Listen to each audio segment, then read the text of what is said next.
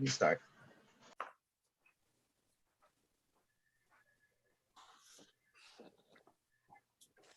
Good evening, everyone, and welcome to the May 25th, 2021 meeting of the Town of Islip Zoning Board of Appeals.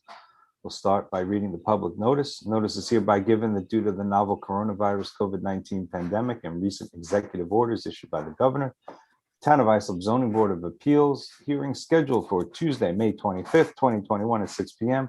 will be held electronically via Zoom webinar instead of an in-person public hearing. It will be streamed live over the internet. Dated May 18th, 2021. John M. Lorenzo, Chairman, Zoning Board of Appeals. Mr. Chairman, I believe there's an application on our first matter, which is number 246-21. It was adjourned previously from April 27th, 2021. Anthony C. and Krista A. Sabatino, permission to reconstruct and enlarge a second-story deck, leaving a side yard of 6.7 feet instead of the required 15 feet. Floor area ratio of 42.8% instead of permitted 30%. Leave a hot tub having a front yard of 51 feet instead of the required 60 feet, and 6-foot fence having second front yard of 2 feet instead of the required 10 feet, and on front yard property line not having required setback of 15 feet. Residence B AA District, southeast corner of Shore Walk, number 20, and Sea Breeze Walk, Atlantique. Is there anyone here for the applicant? That would be me. All right, evening, Mr. Mr. Buscemi. How are Buscemi, you? your name? Good evening, Larry Buscemi, 15 Vineyard Way, Mount Sinai, New York, representing the applicant Sabatino. Folks, we have an application for a further adjournment, as it may turn out that we may need other variances on this property as well. And I'll make a motion to adjourn to a date convenient to the Secretary of the Board of Appeals. Second. All in favor? All right, Do we have an open adjournment, or we're going to give a date? Ms. Pistaro will give a date. I think that's for the best. Yeah, I think about a month minimally. well, you won't negotiate it here. You'll talk Okay. with Ms. Pissarro and she will make the determination. Even better. All Your right. fate is in her hands. Good luck. Yeah, I'm in excellent hands. All right, Mary, I'll talk to you tomorrow. Thank you. Have a great night, sir. You too. Take care. All right, our next application, number 302-21, Henry G. Morales. Permission to leave chicken coop with an attached shed, 9.7 feet by 24 feet, having a rear yard of 4 feet instead of the required 10 feet, roofed over patio, having a side yard of 2 feet instead of required 14 feet, patio having a side yard of 1 foot instead of the required 4 feet, and a driveway having a front yard occupancy of 51% instead of the permitted 35%. Residence B District, west side of Ferndale Boulevard, number 1460, 75 feet north of Cinnamon Street, Central Islip, New York. Is there anyone here for the applicant? We have someone raising their hand. Is that for the adjourned one? that we Yes, just- I haven't had the chance to write them back, obviously. If anybody wants to write them, go right ahead. I don't see it. I think it's just the, if you're a host, you get to see it. Ah, okay. I'm going to take a moment and respond to that person who has their hand up. So All right, do we have a representative? Yo, for the Ms. first- Feller, how are you tonight? Hi, Mr. Chairman. Good evening, everyone. Roxanne Trella, Dynamic Expediting with offices at 1040 Terry Road, Ronkonkoma, New York. Good, how are you? I'm good. How are you? Good. So you got a chicken coop that's a little too close, attached to a rear shed? Yes. So they're actually, they look like they're attached because they're very close up next to each other, but it's two separate ones. They're 9.7 by 12 each. So she placed them, next to each other. She thought that the 4 feet was adequate enough. That's what for the chicken coop and the attached shed. But the surveyor showed, it appears that they share a common wall, no?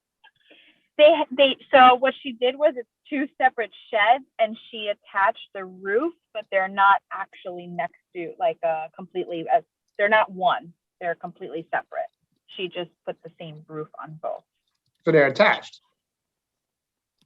They're attached.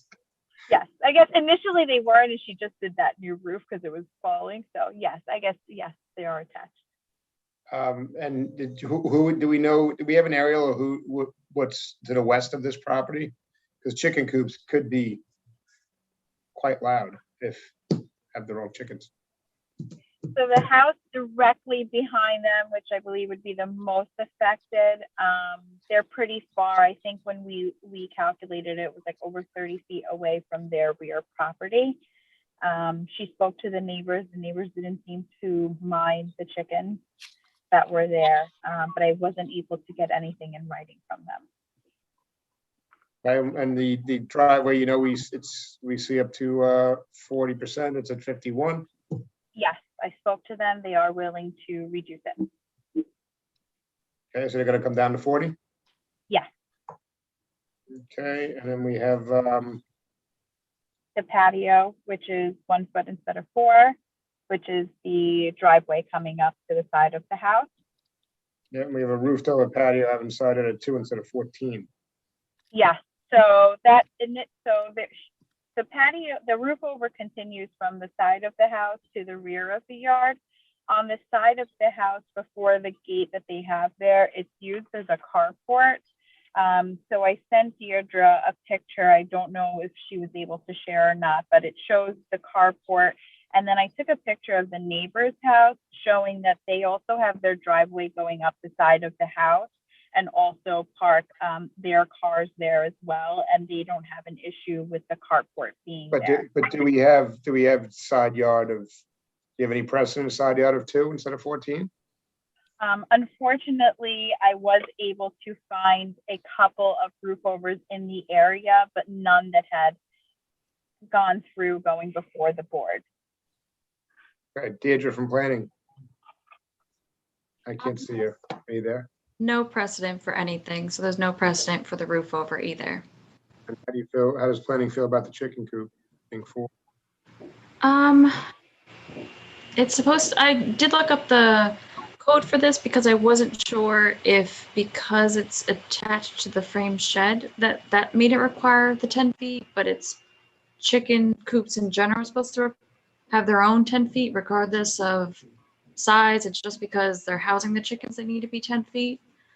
So I could show you the aerial. Sorry, I was having a bit of difficulty with my computer, but it's not like it's a very deep backyard. So I'm a little concerned about the noise. Sure. I just, Mhm. I'm just, okay, I'm sorry, I interrupted. Go ahead, finish. So I understand that I'd be okay with still a relaxation. Maybe if they could move it to 6 feet or 7 feet, I'd feel a little bit better, just a little bit more distance away from any Well- neighbor. Deidre, what is the purpose of having a chicken coop 10 feet? I think it's just for noise, or if they're closer to the fence, having just Well, anything like that. Isn't Very- it the town's trying to prevent a clucking problem? The noise is probably the main problem. Yeah. So we know chickens cluck and they make loud noises. Why are we reducing it?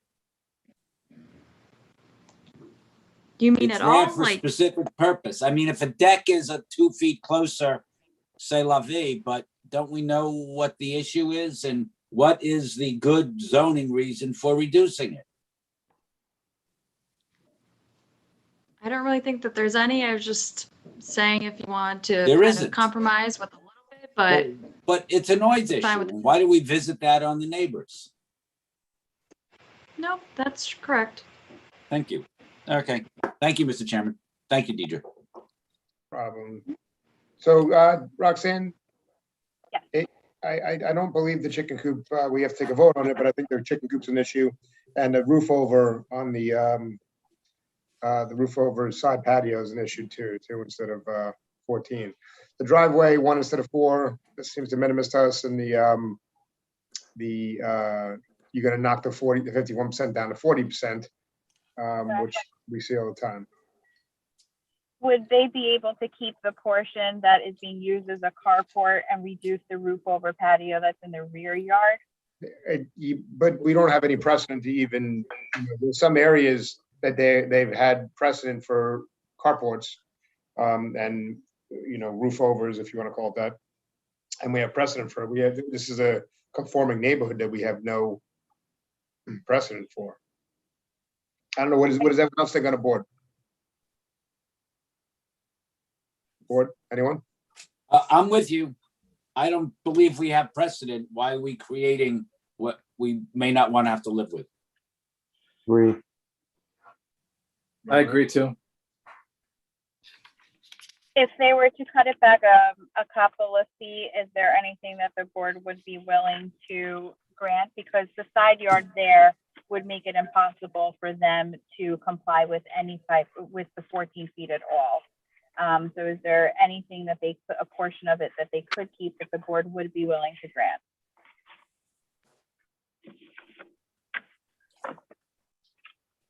I don't see how we push into the side yard at all without anything to hang our hat on. There's no real reason for us to say, okay, that's a great argument, other than that they want it, which I understand. But, you know, it's 2 instead of 14. Even if it was 7, it's still a 50% relaxation. It's hard for us to, in my opinion, the board has to vote, but it's hard for us to hang our hat on something like that. I agree with the chairman. Okay. Does anyone wish to be heard in this application? Does the board have any questions? Mr. Messina, I'll take a motion. Chairman, I make a motion to deny the application. Well, not in full, right? Well, what are we We do- granting? Not the chicken coop. It's not the It's the side dri- yard. We do the It's driveway. not the front yard occupancy of 51%. Well, the patio, side yard of 1 foot instead of 4. And But you the didn't front want to yard, go into the side yard. What's up? I thought you didn't want to go into the side yard. But that's the roof over, but there's a patio portion of it too, isn't there? there's a patio 2 feet and, I'm sorry, 1 foot instead of 4 feet. And the driveway is going to be 40% instead of the 51. There's a roof over section. All right. There's a patio section. So I move that we deny the application, except grant that portion for the patio having a side yard of 1 foot instead of 4 feet. And grant a driveway having a front yard occupancy of 40% instead of the permitted 35%. Second. All in favor? Aye. Thank you, Roxanne. Thank you. Next application number 303-21, John and Christine M. Vitucci, permission to leave enclosed porch having a side entrance, having a side yard of 13 feet, roofed over deck having a side yard of 13.5 feet, and roofed over cellar entrance having a side yard of 7.8 feet, instead of the required 14 feet each, resulting in floor area ratio of 35.6%. Instead of permitted 25%, to leave deck having a side yard of 1 foot instead of required 4 feet. Pool patio having a rear yard of 5.5 feet and side yard of 4 feet instead of required 6 feet each. 2 sheds. Shed number 1 having a side yard of 0.5 feet instead of required 2 feet. And shed number 2 having 7 feet behind the front line of the dwelling instead of the required 20 feet. To leave rear yard landscaping of 24.5% instead of the required 40%. And walkways having front yard occupancy of 18% instead of the permitted 12%. Residence B District, north side of Nina Street, number 193, 426.67 feet west of Coates Avenue, Holbrook. Is there anyone here for the applicant? Good evening again, Mr. Chairman, members of the board. Roxanne Trella, Dynamic Expediting with offices at 1040 Terry Road, Ronkonkoma, New York. How are you tonight again?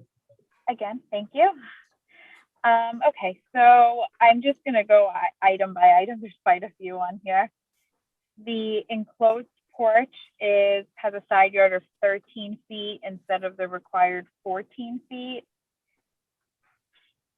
The roof over the deck is 13.5 instead of 14. Those two, that and the roof over cellar entrance, which has a side yard of 7.8 instead of 14, are also contributing to the FAR.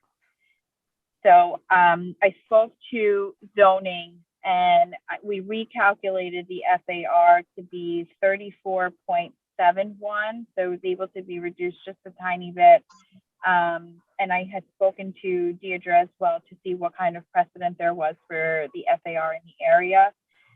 She did come up with some precedent. I don't have the exact application numbers, but one was for 31.7.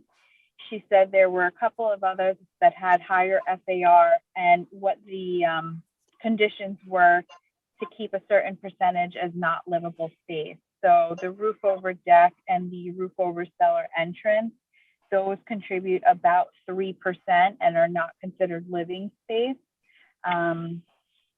That is for the FAR. And then we have the deck, which is under 8 inches. So it's almost ground level, has a side yard of 1 foot instead of 4. The patio is also de minimis, it's 5.5 instead of 6. And then we have the 2 sheds. How long is that shed that's not 20 feet behind been erected? That shed's been there for quite a few years. I think he said over 15 years it's been there. I did take a front picture of the house. They have 2 huge trees right in front of the gate. So you can't even see the fence nor the shed or anything from the street itself. I think I can see the shed. Right there. No, Yeah. do you have the pictures I sent, Deirdre? There's a picture right up there. We're looking at them. Because there's on 2. Hold on. That's the shed from the back view of in the backyard. So if you look at it from the front of the house, Wait, there's That's an attached. That wasn't the shed. that can't be the shed. That was attached to the house. That can't be the shed. that's the shed that's on that. That's not a shed. That's part of the house. Who wrote that up as a shed?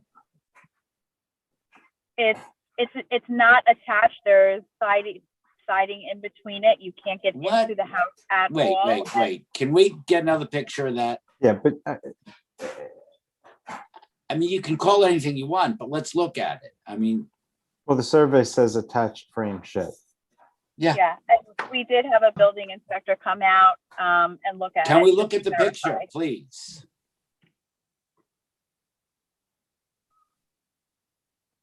There you go. That's not a shed.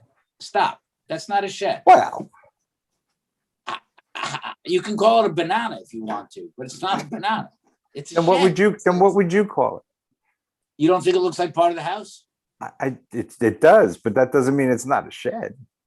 Well, then we need to. I mean, yeah, define what I a don't shed think, is. yeah, I mean, that might be, we may need some interpretation on that, but And whatever. when we get the next application that looks just like that, do we call it a shed? Well, apparently the building department is, right? Yep. So, it's not the applicant's fault. No, I know, but that doesn't mean that it's gospel to us. No. We have the ability to interpret the code, and as long as there's not a definition section that defines shed, and this fits in it. So do we? But I mean, it's neither here nor there if we're not comfortable with it being in the location. So let's not put the Yeah, cart it's before the an horse. extension of the house, and that's what it looks like, and that's what it is. Well, then it should be okay, not 20 feet back. If it's not too close to the property line, yeah. I Right. mean, And we've had the 9 variance. shed cases, and nobody'd ever say that was a shed. Oh, I don't know. Building department did. Well, let me ask you a question. I think Ms. Trellis stated that I heard you state there was an inspection already? Yeah, so because it's attached, we wanted to make sure that the denial was written correctly. We had a building inspector come out and verify that there was no access to the home whatsoever. It was not connected to the interior of the home, and it was specifically being used as a shed. But that doesn't make it a shed. There's no finished materials inside. There's no sheetrock. There's no floor. It's basically Yeah. storage. But you may be better off having that as part of the house with The a house. 4.2 foot side yard setback than having it as a shed, to be honest with you, and having to do the 20 feet. What are we doing about the FAR? Well, as Ms. Trellis explained, which I'm going to ask Deirdre to confirm, but the roof over wood deck and the roofed over cellar entrance on the side is creating approximately, according to Ms. Trellis, 3% of the FAR. And there is, I believe, according to the applicant, precedent for 31.8 or 31.7. So if Deirdre can chime in and inform us of some precedent and if those calculations are correct. Yeah, so there's actually, a lot of them were granted at 31.7, but there are a few that were granted at 35%. There's also one weird one where I couldn't, it had the full scan to it. I'm not sure why, but it was granted at 56.2. But Well, obviously, that's an outlier. After that, what's the next highest we've had? that's the thing. The next highest is 35.7. And there's another one for 35.1 and another one for 35. Now Deirdre is, Not quite an outlier, huh, Mr. Wexler?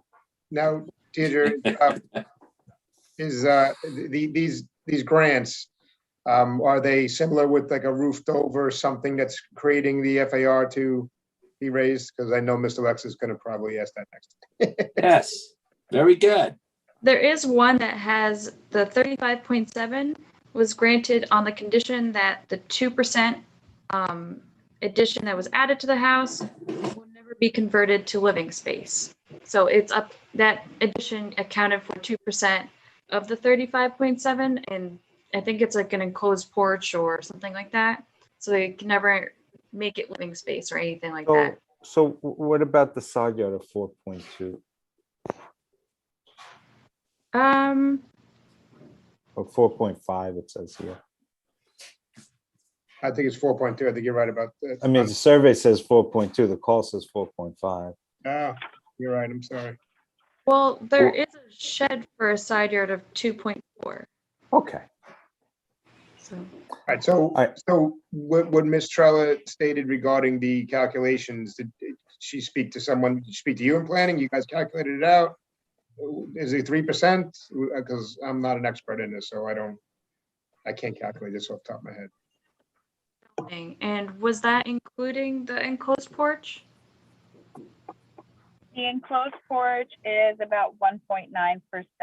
And that's everything on here at the 35.6 is including everything. Can I make a suggestion that we reserve on this? There's a lot of things I'd like to figure out. And I don't know how 4.5, and I'm reading the call right now, and it's 4.5 or 4.2 instead of what? How many feet? 5. 5, right? That's not traumatic, but I don't know. Do we call it a shed or not? You know what? Let's figure out. Well, I've just never seen an application like that calling that a shed. Ms. Trella, is there any reason you need a quick decision on this? We are in the middle of a sale. Well, I don't see how we call that a shed. I mean, that takes logic and throws it out the window, and it's pretend. Well, and I understand what you're saying, sir. But so, worst case scenario, we can hear the rest of the application and vote on, whether we, it is not 20 feet behind the front yard dwelling. We don't have a date of when it was put up there. It would have to be moved. Those are two So, I'm sorry, go ahead, Deirdre. shed that's not 20 feet behind the front line of the dwelling is this plastic shed. Oh, sorry, you're right. I was switching these two. Yeah, the bigger shed's not 20 feet. I did look at the aerials and it looked like it was there in 2004, but I couldn't tell if it was there any earlier than that. So, Mr. Garbarino, That's have what he you said. He said about 15 years. Mr. Garbarino, do you have any, first of all, does the code have a definition of shed that you're aware of? No, but I can look it up real quickly for you. Well, if there is one, I mean, I think what we're hearing is that if this shed were 13 foot back, the building department would have issued a CFC for it. Is that correct, Roxanne, do you think? Yeah. So I mean, we only know what we see. We don't know what we don't see. But also, by definition, have we ever had a shed that was affixed to the house? We have. I don't, why We we're have. twisting ourselves up in Ms. some Ms. sort of. Ms. illogic- Pissarro says yes, Mr. Wexler. We have. And When? And what? maybe what I can configuration? refresh everyone's memory and you can remember there were there's a couple I can think of, but generally we require the applicant to submit interior photos to prove that there's no interior access to the house. All right, Well, well, you know here what? we had I'm a not building ready. inspector. And so. the cases that I can recall, I'm not sure what you meant by 4.2 or 4.5 instead of 5, but Well, if you This look on would- the survey, Ms. Passaro, it says 4.2. The setback is 4.2 from the side yard. The call of the meeting has a setback of 4.5. That's what we're But if talking it's not, about. if it's doesn't- not a shed, what is the setback? 10 feet, 14? 14. And that's Yeah, what I it- was leading up to. I'm not sure what you meant by instead of 5, because if it were attached. Well, to because that was the the call. The call says 4.2 instead of 5, 4.5 instead of 5. But that's with the fiction, it's a shed. No.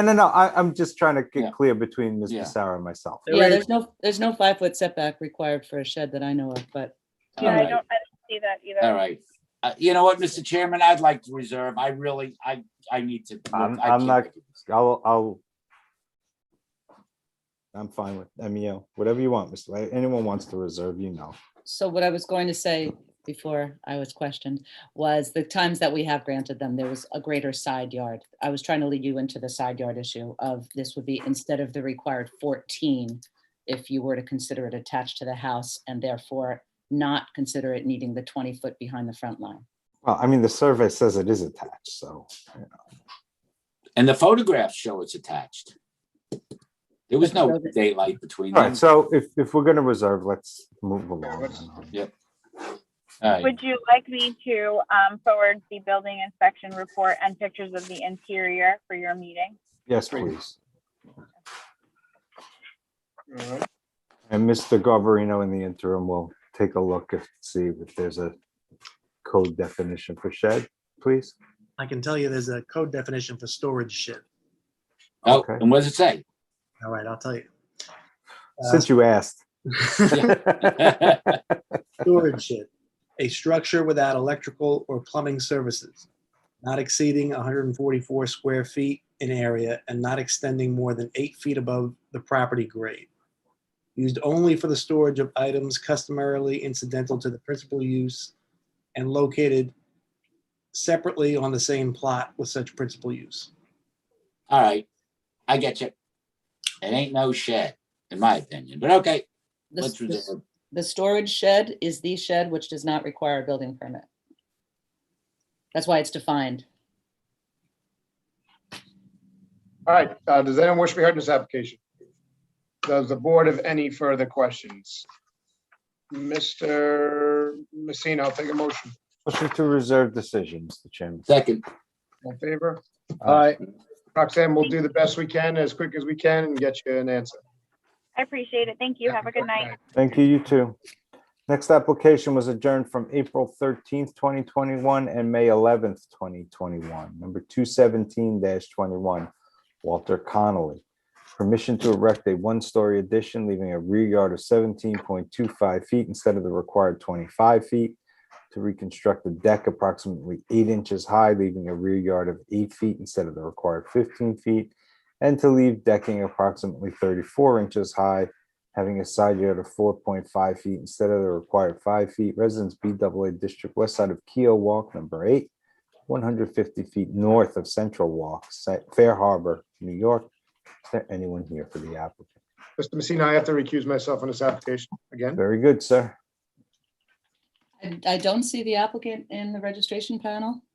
Okay. I'm Okay. going to email him right now and see if we can get him in. Mr. Chairman, don't go away yet.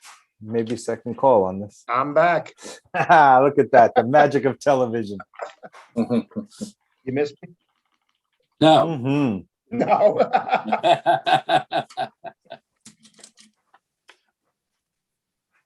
Okay.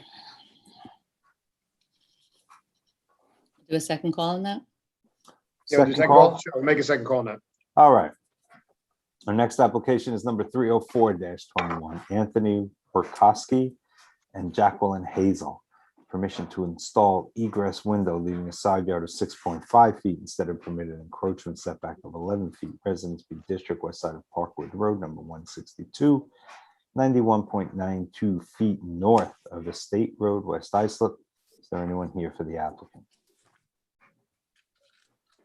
Hello, good evening, Mr. Chairman, members of the board. Charles J. Broody, architect, 30 Bethesda Lane, Sayville, New York, representing the property owner. How are you, Ms. Birdie? Good, good. Hope everybody's doing well. Been a rough start tonight, Mr. Broody. Yeah, See yeah. what it you has. can do, man. A lot of interesting ones. So you're just looking for the install an egress window. It creeps into the side yard a bit, Yeah, right? actually, it should be written to maintain, as you see by the survey. I'm indicating that it's existing already. That's my handwriting on there. So I would never know that. So, Personally, I like it, Mr. Broody. I'm impressed. So thank you very much. Appreciate it. Sometimes it's hard to read. I wish I could write that neat. Yeah. So you want to amend the call to meeting to state existing, permission To maintain. to maintain? Correct, sir. I'll make that motion. All in favor? Aye. All right, so we have 6-5 instead of 11. I'm assuming planning has no objection to the egress window that they're maintaining. Sections. All right, does anyone wish to be heard in this application? Does the board have any questions? Mr. Wex, I'll take a motion. Yes, Mr. Chairman, I'll make a motion that we grant the application. Second. All in favor? Aye. Application granted, sir. Have a good night. Very good. Thank you very much. Have a good night. Next application number 305-21, Harold and Deborah Schneider to renew permit for two-family use only Residency District south side of New Jersey Avenue number 294, 266.5 feet east of Ohio Avenue, Bay Shore, New York. Is there anyone here for the applicant? Just promoted him to panelist. Let's see if we can help.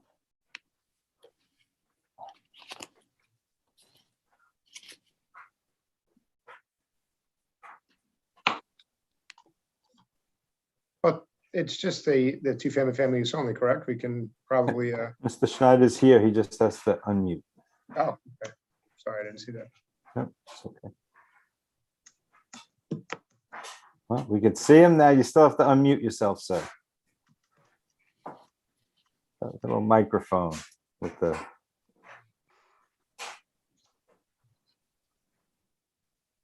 There you go. Sorry, we're not good at this. All You're right, gonna get better. Apologize. okay, no problem at all. Name and address for the record, please. Harold Schneider, 294 New Jersey Avenue, Bay Shore, New York. Great, thanks. You're here renewing a permit to family use only. Appears Yes. on my notes here. It's based on age. Deborah's mother, it says. Yes. Everything's in order, Mary? Yes, everything's in order. All right, does anyone wish to be heard this application? Does the board have any further questions? Mr. Messina, I'll take a motion. Chairman, I move that we grant for a period of 3 years. Second. All in favor? Uh, Application granted. See you in 3 years, sir. Wasn't worth all that effort, huh, Mr. Schneider? Thank you so much. for your Appreciate it. patience. No worries. Next application number 306-21, Marguerite and Roosevelt Bouchard to renew permit for two-family use only Residency District east side of Brentwood Parkway number 239, 155.43 feet north of Arlington Road, Brentwood, New York. Is there anyone here for the applicant? Unfortunately, this applicant has not registered. However, I can tell you that they were established in 2014 and they renewed once prior to today. And what's the basis for the application? Mr. Schneider? Age. Yeah. Do we have something documenting that? We do. We have a certificate of naturalization for Marguerite's mother. Mr. Chairman, I we can- move that we grant this application barring any public comment to the contrary. All right. Second. Does anyone wish to be heard in this application? All right, so we seconded already. All in favor? Aye. Aye. Application granted. Period 3 years. All right, next application is number 307-21, Brett and Regina Kearney. Permission to leave air conditioning unit having a second front yard of 18 feet instead of the required 20 feet, Residency District, southeast corner of Everdale Avenue, number 605, and Burling Lane, Southwest Islip, New York. Is there anyone here for the applicant? Yes, thank you, everyone. Brett Carney, 605 Everdell Avenue, West Islip, New York. How are Homeowner. you, sir? Good, how are you all today? Good. You have a air conditioning unit, few feet too close. Only a part of it, Mr. Chairman. I know, only a part of it. I'm trying if I can to not be too sarcastic, so. Does anyone wish to be heard in this application? Does the board have any questions? Mr. Wex, I'll take a motion. I'll make a motion that we grant this heinous application. I'll second. All right, thank you. All in favor? All right. Aye. Have a great night, sir. Thank you very much. You too. Next application is number 308-21, Lisa Ketzlick. Permission to maintain one horse, just one, on a lot having an area of 19,700 square feet instead of the required 20,000 square feet. Residence AA District Northwest corner of Spur Drive North and Ferndale Boulevard, Central Islip, New York. Is there anyone here for the applicant? She's here. Let's see if we can find her. Okay. It's Jessica Abadi, whose mom, Lisa Ketzlick, owns the property. Here we go.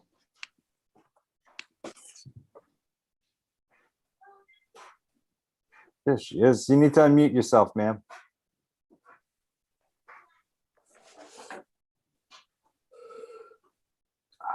Bottom left corner of your screen, maybe. There you go. Jessica Body. I'm Lisa Ketzlick's daughter at 1631 Spur Drive North. How are you today? I'm doing well, thanks. How's everybody? Good, good. Your property's a little bit too small for the code for one horse on the lot. So Deirdre from planning, any objection? No objections. What's the horse's name? His name is Whisper. Okay, it's only going to be for Whisper now. It is, yes. No, I'm teasing you. I mean, go. No, it's actually true. It's actually true. The permit gets issued for the individual horse itself. Is that right? Oh, really? That's not right. You should be able, as long as it's There he just is. one. That's a Oh, there's the name. Whose horse is it? He's my horse. Oh, very So you nice. put your mother through this for your I horse? did. Oh You know, my- I've had him since I was 10. He's going to be 20, so he's getting On this property? not doing much. No, Oh. he's off at Connecticut State Park now. No, Right. but I mean, you've had him for 10 years, since you were 10.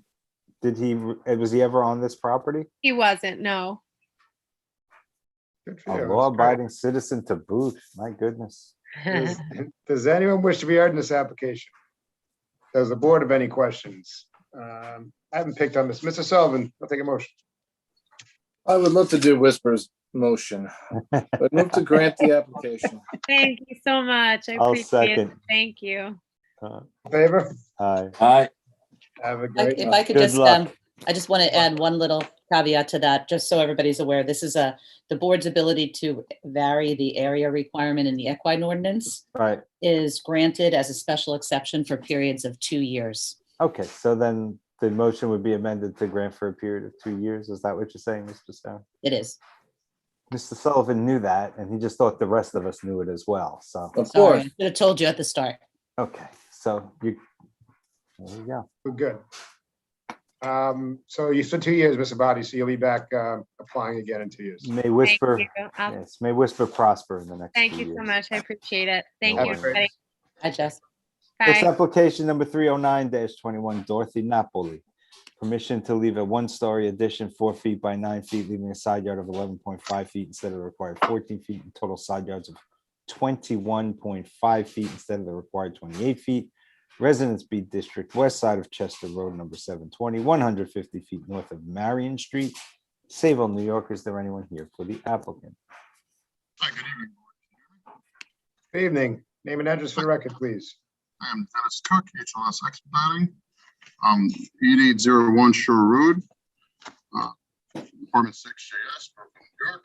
I'm there representing Ms. Napoli.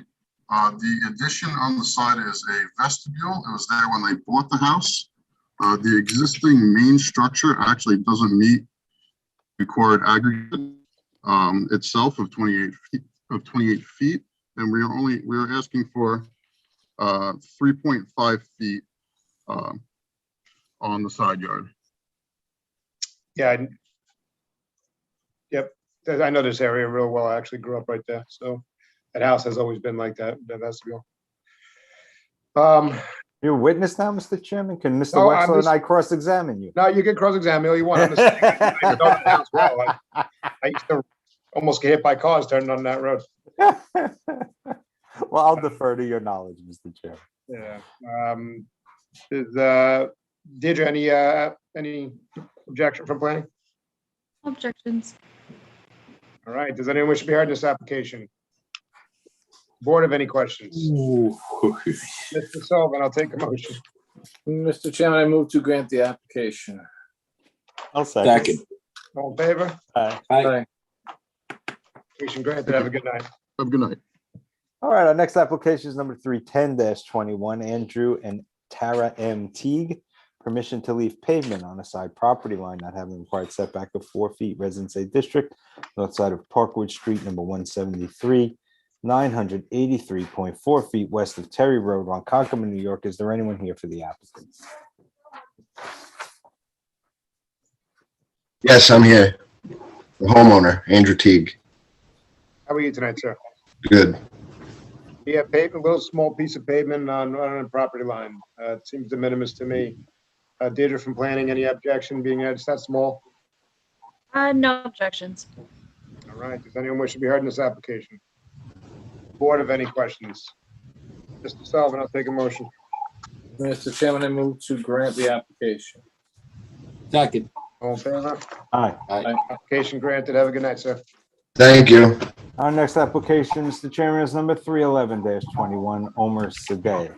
Permission to erect a one-story addition 20 feet by 23.2 feet, leaving a side yard of 8.3 feet, and to leave a one-story addition 6.3 feet by 14 feet, having a side yard of 10.1 feet instead of required 14 feet each, and total side yards of 18.4 feet instead of required 28 feet. Residency District, east side of Monell Avenue, number 201, 249.24 feet north of Maple Street, Islip, New York. Is there anyone here for the applicant?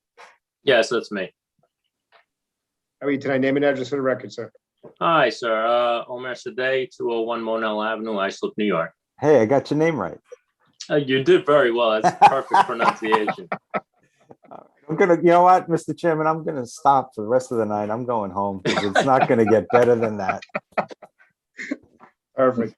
So you have a house that's a little crooked on the property line, and it holds Yeah. small side yards as it is. Yes, sir. It appears that one-story addition is just well, that one addition in the south, I guess, east corner is just squaring off the house. Yes, sir. And you're staying in line on the new addition with the north side of the dwelling. Yeah. Deirdre from planning, be due to the nature of this house and the property, any objections where it sits? No objections. Does anyone wish to be heard in this application? Does the board have any questions? Mr. Wax, I'll take a motion. Thank you, Mr. Chairman. Make a motion to grant the application. Second. All in favor? Aye. Aye. Application granted, sir. Have a good night. Thank you, everybody. Have a good night. You too. Next application, number 312-21, Mary Davis. Permission to leave second-story additions having a second front yard of 12 feet instead of required 15 feet, and deck over cellar entrance having a rear yard of 21.4 feet instead of the required 25 feet. Residency District, southeast corner of Grundy Avenue, number 943 and Erie Street, Holbrook, New York. Is there anyone here for the applicant? Hi, this is Mary Davis at 943 Grundy Avenue, Holbrook, New York. How are you tonight? I'm well, and you, sir? Doing well, thanks. Are you here for yourself, your own application? I see a name of a possible expediter written on my document. Are you? I'm here representing myself, yes. No problem. I just saw another name. That's why I was just curious. Yes, thank you. All right. So you're seeking permission to leave second-story additions, 12 instead of 15, and a deck over cellar entrance, 21.4 instead of 25. Deirdre, any precedent in the area? Only precedent in the area is a deck that's 17 inches high, I believe. That has a rear yard of 10.8. But this is 12 instead of 15, and then 21.4 instead of 25. It seems minimal, so no objections. All right. Does anyone wish to be heard in this application? Just so I understand, Mr. Chairman, what are the second-story additions? They part of the dwelling, Ms. Davis? Are they there? Yes. When were they built? 2015 or so. Okay, Mr. Chairman, thank you. I'm sorry. Does anyone Broke up your nice cadence. Does anyone wish to be heard in this application? Does the board have any further questions? Mr. Messina, I'll take a motion. Motion to grant. Second. All in favor? Aye. Application granted. Have a nice night. Thank you so much, gentlemen. Next application, number 313-21, Samuel J. Mann. Permission to elevate dwelling and erect a one-story addition 4 feet by 24 feet and a second-story addition 29.7 feet by 35.3 feet irregular, leaving a floor area ratio of 39% instead of permitted 30%. To install outdoor shower, leaving a front yard of 54.9 feet instead of the required 60 feet, and to leave decking having a front yard of 15.2 feet instead of the required 25 feet. Residence BAA District, east side of Cedar Walk, number 77, 80 feet south of Central Walk, Fair Harbor, New York. Is there anyone here for the applicant? Right here. Sam Mann, The address there, please. 77 Cedar Walk. Great. And So- also my son David should be here. Mary, do we see David? I see Yes. Megan, and there's somebody waving next to Megan, her. That's yes. David. David Mann and Megan Lepicello. Hi, everyone. Give your address, please, sir, for the record. 77 Cedar Walk.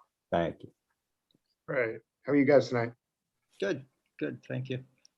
Elevate dwelling, erect one-story addition, floor area ratio 39 instead of 30. Deidre, we have precedent in that area for 39.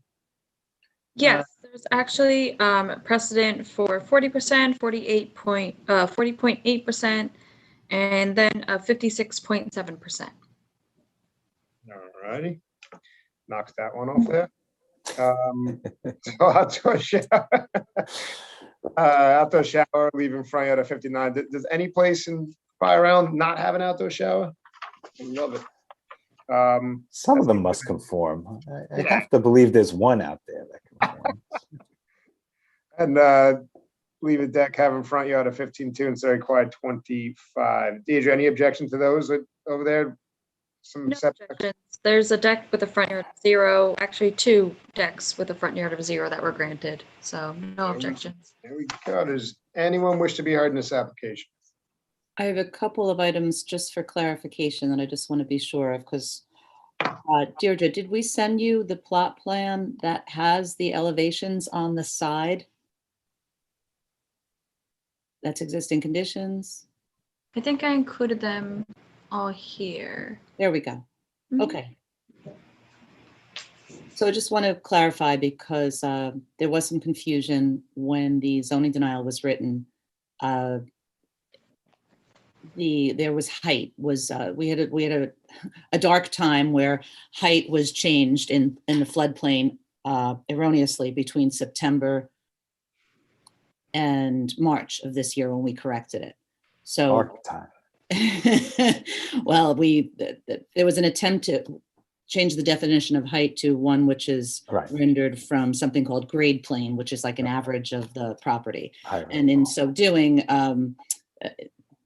base flood was mistakenly taken out, an adjustment for floodplain houses. So obviously Fire Island is all in a floodplain. So when the houses get improved substantially, they get elevated to FEMA standards. So just wanted the board to see that this house is in fact going to be elevated to FEMA's requirement, which is base flood +2. And then also, I think you guys are going 1 foot in addition to that. So they're staying underneath the town's requirement for elevation underneath the house, we'll say, because sometimes we hear those cases. So hence, there's nothing in the call of the meeting about There's it. nothing It's in the not call of the meeting, before us. which was a little And while we complicated for a thank while. you for the education, there's no Yes, you're point to welcome for all the that. education. You're welcome for the education, and you're welcome for all the phone calls that I had to field when there was some confusion prior to this hearing. So Well, good job. the reason I'm saying all this is, Mr. Mann and Megan, maybe you could just tell us, because we relied so heavily on these elevations, were these elevations provided by your surveyor, John Mayer? These were drawn by our designer, John Riley. Is there any reason why he doesn't use his name on his plans? How would they know that now, Ms. Pissarro? You think I'm just asking for no reason? No, I'm sure you're asking for a reason, but they Why are wouldn't. you asking? Yeah, what's the reason? It was been asked of our office. We shouldn't have taken them in without a design professional's stamp and signature on it. That's fair. That's fair. I know he didn't have full construction drawings done at the time of submission because we were just unsure. Well, Ms. Pissarro's point is your name should always be on your work. Yeah. Does that violate a policy then that we No, have? I mean, either way, they have to get a building permit. So either way, obviously, at some point or another, the design professional needs to appear on these plans. But our checklist absolutely says that they must have a design professional's stamp and signature. Well, let me just ask you, if our checklist isn't followed, why are we? Because in this deviating time, from our of COVID, checklist? we're not having face-to-face meetings at the counter. So little things like this are happening and they're nobody's fault. Well, and also it's Okay. not in the call of the meeting, so you don't technically have to submit an elevation to the zoning board of appeals. No, but when we relied on the elevation, now I don't mean the elevation of what the house looks like on all four sides. I mean the Right, column on the left that provides elevations, which became Right. very important as to the terms of height. But that's to the building department, not to us, because if the building department doesn't deny them a permit on that basis, we don't have jurisdiction to Right, they explore denied it the both issue. ways. They denied it both ways, and there was some confusion in the I beginning. see. Okay, now I understand. All As right. usual, Ms. Pissarro, you're about 5 steps ahead of me. No, thank you. Yes. He is pretty smart. I gotta be honest with you. Pretty I learned smart, a lot from him. I learned a lot. smarter than me. They just want me not to quit, everybody. You can't go anywhere. Well, at least not till the fall. Wait, my term is up in December. Do whatever you wish on January 1st. Does anyone wish to be heard in this application? Does the board have any further questions or comments or arguments? Mr. Wexler, I'll take a motion. Thank you, Mr. Chairman. I'll make a motion that we grant the application. Second. All in favor? Aye. Application granted. Have a great night. Thank you so much. Next application number 314-21, Hadiz and Kathleen Awand. Permission to erect a one-story addition 15 feet by 26.2 feet, leaving a front yard of 23.6 feet instead of the required 25 feet, to leave a shed having 2.1 feet behind the front line of a dwelling, instead of the required 20 feet, to leave a pool patio with a barbecue and fire pit having a side yard of 0.3 feet, and on rear property line, instead of the required 6 feet each, water feature attached to pool having a side yard of 3 feet instead of the required 10 feet, and rear yard landscaping of 16.91% instead of the required 40%, Residence B District, southwest corner of Oswego Drive, number 8, and Manattuck Boulevard, Bayshore, New York. Is there anyone here for the applicant? Good evening, members of the board. Thomas Bloor, the architect for the project, D. Carlton Avenue, Suite 202, Islip Terrace, New York, 11752. Good evening, Mr. Bloor. How are you tonight? Good, how are you guys? Intent of this application is to construct a new one-story garage addition, 385 square feet, as well as to legalize and maintain the existing pool pavers with a barbecue, fire pit, waterfall feature, as well as a shed. So can I Tenant ask you items. a question? I'm sorry to interrupt you. It says legalized, to be legalized and maintained. Does that mean you're going to comply with it, or does that mean you're trying to get it? No, we're trying to seek zoning board of approval for the All right. setback. I just was confused. Maybe you were going to move the shed or whatnot. It just looked kind of confused. Good. I'm sorry to interrupt you. Yeah, the existing items were constructed in 2017. As far as the front yard setback to the new addition, it's pretty minimal at 23.6 feet instead of the required 25 feet. Minor variance of 1.4 feet, and it's going to add a nice design and curb appeal to the existing residence. For the shed, we're requesting a front yard setback of 2.1 feet behind the main dwelling instead of the required 20 feet for the existing shed. The shed is located in the rear yard behind a 6-foot-tall PVC fence, where really just the roof shingles are noticeable standing in the street. As far as the side yard and the rear yard, we have a side yard setback of 0.3 feet and a rear yard setback at 1 point of 0 to this existing patio instead of the required 6 feet, as well as a side yard setback of 3 feet to the water feature instead of the required 10 feet. All of these items have a rear yard landscaping of 16.91% instead of the required 40%. Again, they were in 2017. The water feature is a small stone waterfall at the end of the pool. The pool itself conforms with the required setbacks. These pavers are all installed on a sand base, which does allow water to flow through. And in the last 4 years, the patio existed. My client stated they do not have any drainage issues, nor they've had any complaints from any of the neighbors. The remaining side yard or second front yard, the main front yard of the house, is all landscaped with grass areas. And where the patio abuts the fence line, there is a small thin strip of gravel to assist with the water runoff. I have some photos. I know I spoke with the board. If you want, I can do a quick screen share just to try and give you a nice visual of all these items in the rear yard. I appreciate that. Real quick, you said the frame shed was built 2017 also?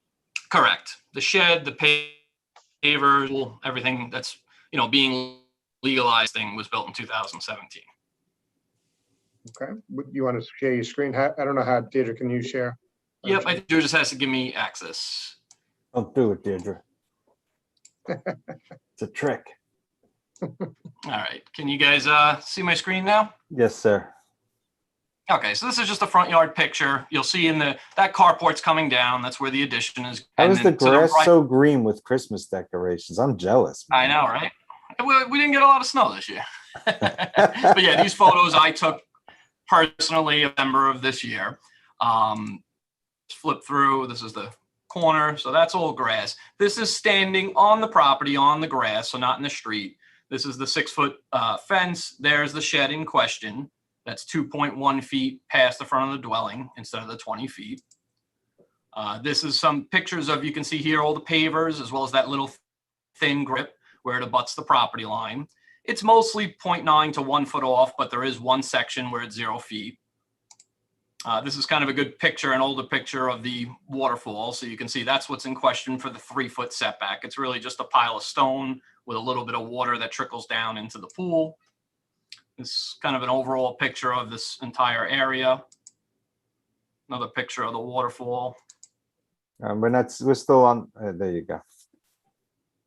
Yeah, Mr. Bloor, the yard looks great. I just have a couple, as you know, we have to be able to hang our hats on why we granted a shed that's not 20 feet behind the front line dwelling that was built in 17. And also, I guess I'm going to default to either Mary or Deirdre. If have we ever, rear yard landscaping varied that much from 40% to 16.9? It's only been in effect since March 9. It used to be rear yard occupancy.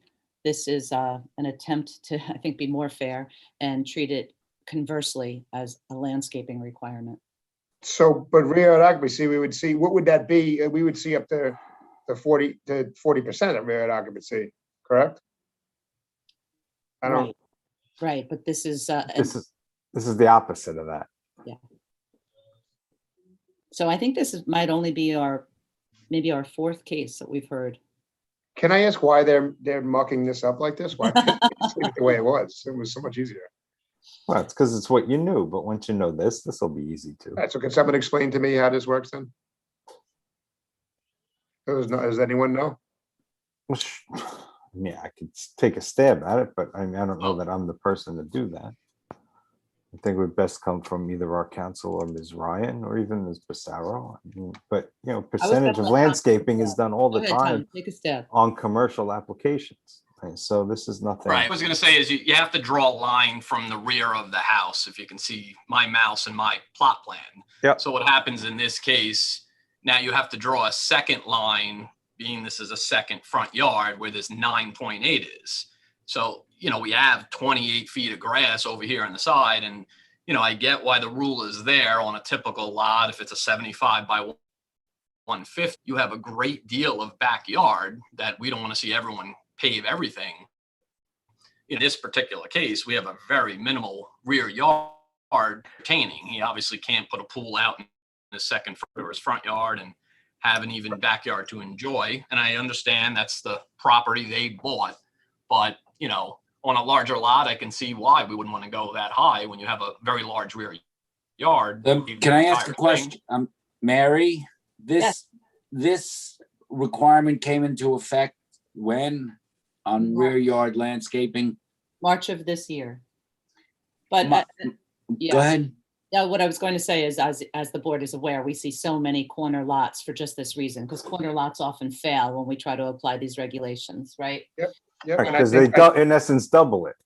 Yeah, and I think we've seen some applications in the past that we utilize because they're on that second front yard, that's part of their backyard. Do we want to do something along the lines of understanding that it's a second front yard and it would be impossible? Maybe have a policy that they need, instead of 40%, 20% or something, we could pick a number, because we're going to see these more and more with second front yards. Well, I think you're right, but I think it's premature to pick a number now. Let's get a little experience under our belt, and then I think that's probably a good idea that we'll settle into something that seems to work. But if we grant 16.9 now, are we starting to set a paradigm that we'll have to live with? Well, again, if one-offs don't count, Mr. Wexler, then this is a one-off. This is a very unusual parcel, if I could just call everyone's attention. Yeah, to the no shape of it. question. And you can see this is Residence B zoning. So when it was built, only a 10-foot side yard would have been required.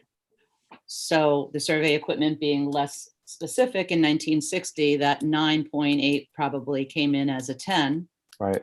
And the lot was legalized with its front being toward Manatuck Boulevard. So Right. it was, the house was built at a time when a builder was allowed to pick which yard. Every year. So are you Stop. saying in essence that perhaps this would not be a bad application to grant the variance because of all of the issues? The property has an excessive amount of second front yard. All it needed to have was 15 foot in Residence B zoning, and instead it was built with 2 front yard setbacks of 25 feet. So let me just ask one question. So this house was built at a different time, different standards, and over time, the town has superimposed standards on it that make it almost impossible for this yard to meet? Is that what I'm getting? That's exactly right.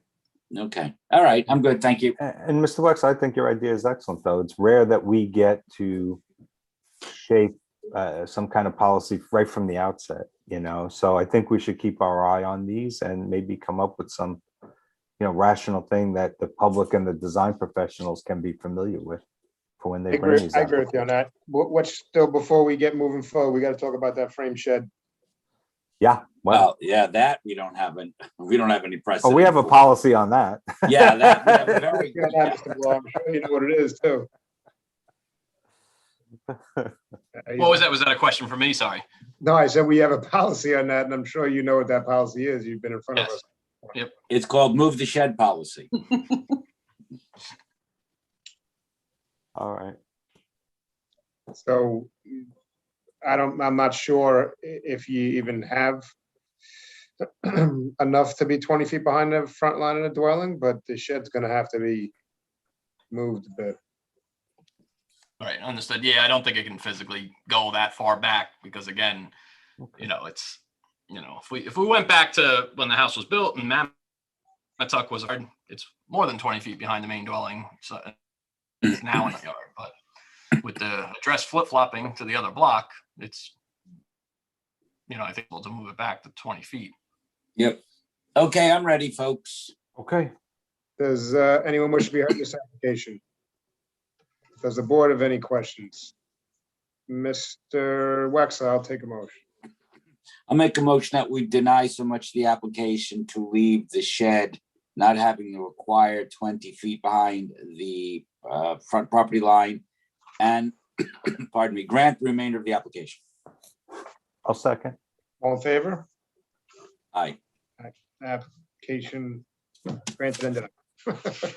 Have a great Thank night. you all. Have a great evening. You too. Next application number 315-21. William and Laurie Sweeney. Permission to erect a one-story addition 10.83 feet by 21.83 feet, leaving a side yard of 5 feet instead of required 10 feet, rear yard of 11 feet instead of required 25 feet, decking leaving front yard of 7.9 feet, and a rear yard of 10.33 feet instead of required 15 feet each to relocate shed with attached laundry room and outdoor shower, leaving a front yard of 25.5 feet instead of required 60 feet, and side yard of 5.7 feet instead of the required 10 feet. Residence BAA District, west side of Pine Walk, number 62, 60 feet north of Central Walk, Fair Harbor, New York.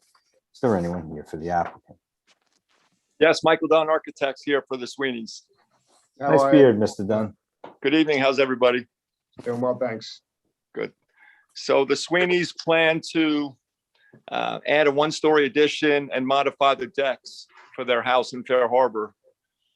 Where that addition is proposed, that's where the shed used to be. So they thought that would be the spot where they could take one mass and put another mass, so to say, and move the shed near the outdoor shower and that little room that was their little laundry shed. So we are asking on the call for 11 feet, but after speaking with Deirdre and planning, she recommended we ask for that rear yard setback to be 13.1 instead of the 11-foot ask.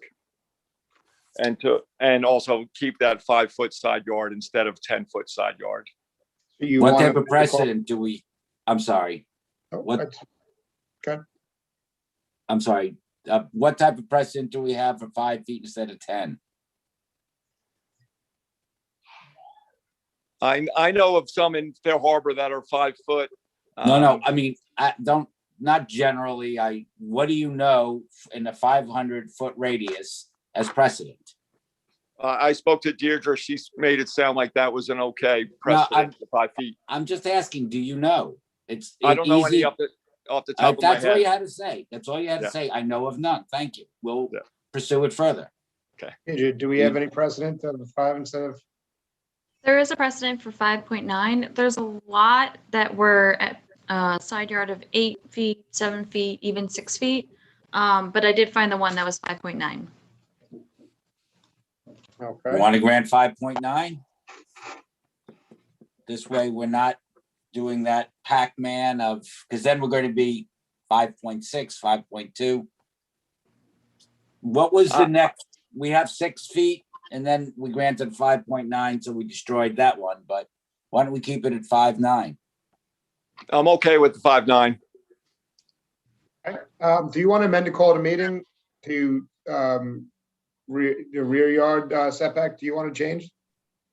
Yes, I was asking to amend the call to 13.1 for the rear yard setback. Take a motion to amend the call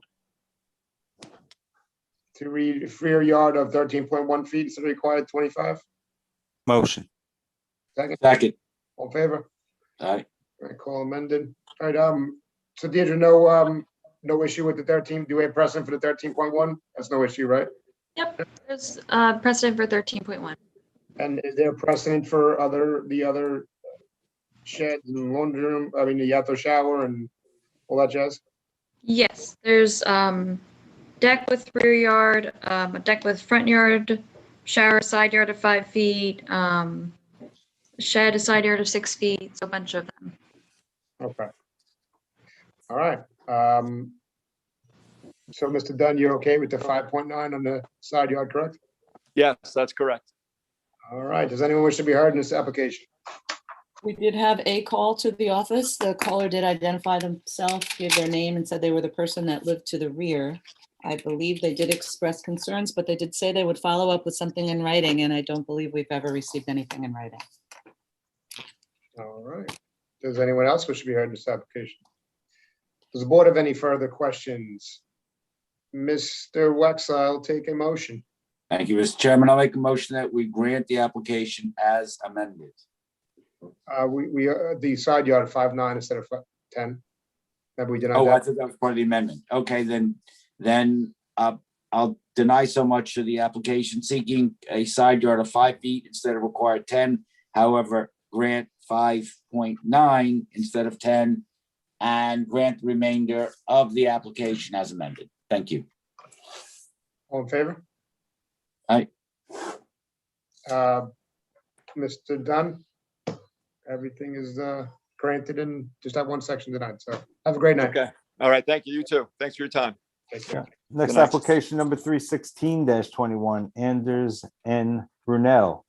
Permission to erect detached garage 2,000 square feet, having a gross floor area exceeding ground floor area of the dwelling, 1,513.4 square feet, Residence B District, northwest corner of Oakland Street, number 19, and Hudson Avenue, through lot to Stuyvesant Street, Brentwood, New York. Is there anyone here for the applicant? Can you hear me? Yes, sir. Okay, good. I was very worried. I haven't used this Zoom before, and I got the headphones and everything, so obviously I'm an amateur with this. This is Anders Brunel. I'm the applicant. How are you tonight, sir? Excuse me? How are you tonight? Good? Okay, nervous. I've been thinking on this for a long time, so. We don't bite. We're good. So you're seeking to erect a detached garage, which is a little bit larger than the ground floor area of your dwelling. Yes, that's correct. And furthermore, I wanted to say that what I had in mind was I had seen the exact same building. It's a prefabricated building. So it is what it is. And it's the kind of a thing where I erect the floor slab and they come in and they do the building in 3 days and they're gone. They're gone. Okay. Deirdre from planning, any precedent of this in the area? No precedent. I don't know. Do we have any, there's an objection, I'm assuming, from planning for this? Not necessarily an objection. It's just something like this hasn't really been granted, I don't believe. I think we had a case maybe a year or two ago where someone was kind of doing a similar thing. It's just a little odd. Well, let's Yeah, take a look at it. What are the potential adverse impacts of doing this, as you see it, Ms. Ryan, if you see any? The garage is supposed to be an accessory structure. So when it's Okay, but that's the number in the code, and that's the purpose behind the code. But so if you do this, is there an adverse impact on neighbors? Is there an adverse impact on the environmental condition of the property? Is there an adverse impact, for anything other than the fact that, hey, this one building is bigger than the other, and it's supposed to be accessory? Do we have an aerial? This is proposed, so, so Yeah. it's a nice big parcel. It's, if you look at your survey, it's 7/10 of an acre in the middle of Brentwood. I mean, could I point out a little bit about the aerial that you brought up? Thank you for bringing that up. Sure. Go So ahead. it's a completely wooded parcel, and even if you notice up in the upper right-hand corner, which is where I'd like to place the building, the street doesn't go through. It's a wooded parcel. Hudson Street, that side street, is a dead-end street at that point.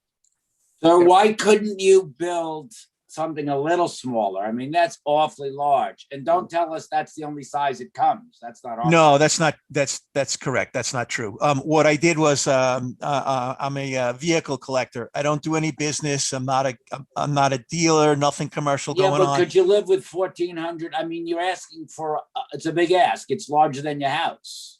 Yeah, well, And it's a residential area. It's not a commercial area. Yes, well, So what why it don't is, you consider 1,400 square feet? I'm just throwing out a number. the cars wouldn't. 2,000 an ask. That this would be like a 9 or a 12 car garage. Well, it's not an industrial area. It's not a commercial area. It's residential. Right, but I own more than that. Well, I guess I'm happy for you, but that's not helping you, that, sir. That doesn't mean you can store Okay. more. This is a residential area. I have no problem with this applicant doing this project. The problem I have is that the zoning runs with the land, and we don't know, and it's not necessarily a problem, it's a concern, and maybe it can be addressed. I don't know how we would, who the next person is that's going to occupy your land and your property and buy it, and what they would do with it. And is it going to look like a house, or is it going to look like an industrial garage? But honestly, Mr. Messina, if you think about it that way, and it was a 1,400 square foot building, that's larger than some houses. So what are they going to do? Listen, I don't disagree, Mr. Chairman. I mean, that's the answer, frankly, I think. Do you want to and I- reserve on and I- this and Yeah, think about? if you'd like, sure. But I mean, Just a big ask. you know, you see Yes. it as bigger than me, but look, there are things to be discussed. I don't disagree see with this. I understand where Mr. Wexler's going with this, but if this house is a large lot, if this house was a tiny bit bigger, we wouldn't be having this conversation. I mean, he can expand the size of his house with a how many square foot addition, and then there's no need for an application. Yeah, but also, what is it going to look like an industrial garage? Well, but that doesn't, we're not a design review board. I know, and but that's one of the things that we get. It's still a residential area. It is, but what I'm saying to you is that if he makes his house slightly bigger, 800 square feet, I think, or 700 square feet and change bigger, not even 400 square feet, 486.6 square feet bigger, he could do this as of right, and we don't have any say in it whatsoever. So but I get it. So why do we violate the code? Because it's so when de we don't minimis. have That's to? why. To me, it's a 20 by 20 room.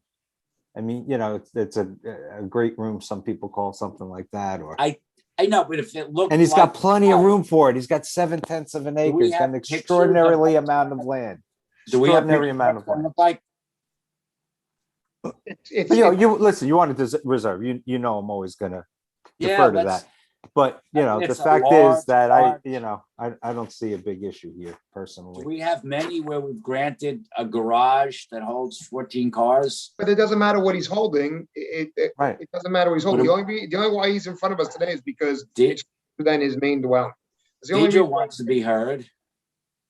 It does matter what he's holding. If he's holding tractors and trailers are going in and out of the site, if they're carrying materials because he's running a business out of it, like that's But he's allowed. But whoa, you're presuming an illegal use. You can't do that, nor can we. That The doesn't- point is. It does matter that- what he's holding at that No, point. it doesn't matter what it's holding. As long as it's legal, it doesn't matter what it's holding. Yeah, but if you use it, by the way, he could use his garage on his house now to do that kind of activity, and you can't deny him a garage on the house. Well, no, but if the he's point thinking of- is, that I don't know what the adverse impacts are that would lead us to deny this, except for the fact that it violates the letter of the code. But that's what we do. We hear I know. variances of that. All right, but So if it that's was why I think it's 1200 worth a discussion, Mr. Wexler. Yeah, and when does it become violative? At Yeah, well, 2,500? it At- violates I think you have to look at each application and the scenario of each property and where it's at and how it is, and every application has to be looked at. We can't just That's say. what we're doing. I understand that, but you're and stating that's what that Mr. Wexler- when does it become a viol? When do we stop? And the fact is, we can't answer that because we have to look at each application individually.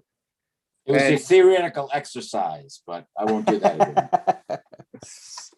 Okay, you know what? I'd like to reserve, please. And in the past, when we've had oversized accessory structures to legalize them, generally they're built already. The applicants have offered up photographs of the cars maybe that you collect, Mr. Brunel, or do you have something like that? Yeah, absolutely, I do. And what I'd like to say is that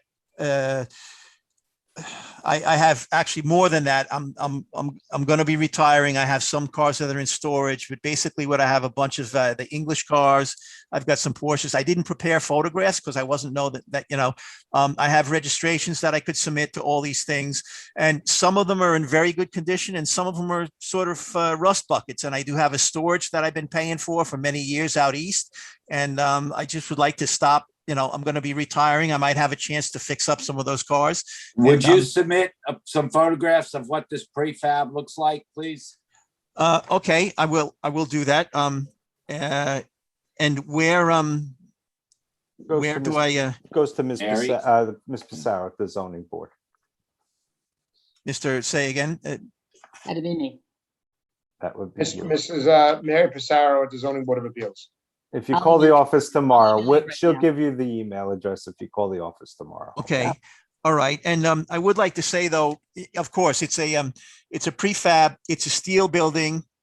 It's a low rise. Obviously, it does meet the height requirement. Right. And it's a nice Are there any clean. windows in it? Does it No, look- no, there are not windows. There would be 3 doors on one end and 3 doors on the other end. That Are would be there facing, windows in the doors? no, not as far Trying as to I know. help you out here, sir. Yeah, okay. Well, what I would want to say though is that, I've had the house for probably 14 years now, and eventually I want to do some landscaping, but you see that the property is completely wooded. And Yeah. when I talk about landscaping, I'm more in favor of, curtain shrubbery and things like that. And the trees that I have, of course, I would clear the trees above where the building's going to go, but it's not like it's going to be a grassy plot with a huge building in the middle. It's never going to be that. It's going to Okay. continue to be wooded like it I is. think we get it. Okay, thank you. All right, does anyone wish to be heard in this application? Does the board have any further questions? Mr. Messina, I'll take a motion. Mr. Chairman, motion to reserve.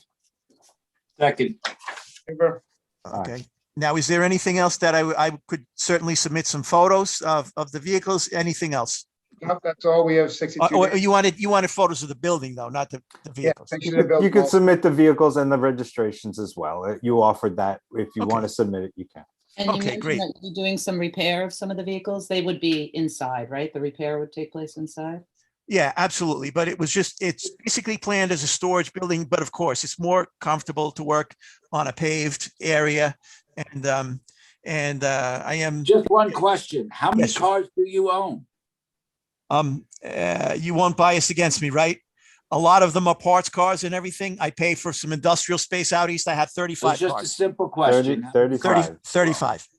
Oh, my but, gosh. I've got, All right, thank you. That's all I want to know. thank you very much. Have a good night. Have a good All night. right, our next now. application number 317-21, Robert and Ina Hargraves, permission to leave portico having front yard 32.3 feet instead of the required 40 feet. Residence A District, west side of East Bay Drive, number 848, 497.39 feet north of Bay 9th Street, West Islip, New York. Is there anyone here for the applicant?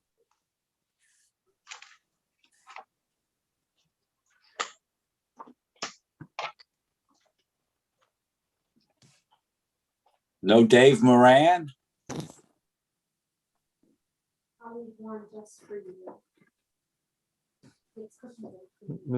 There's Mr. Moran. Mr. Moran.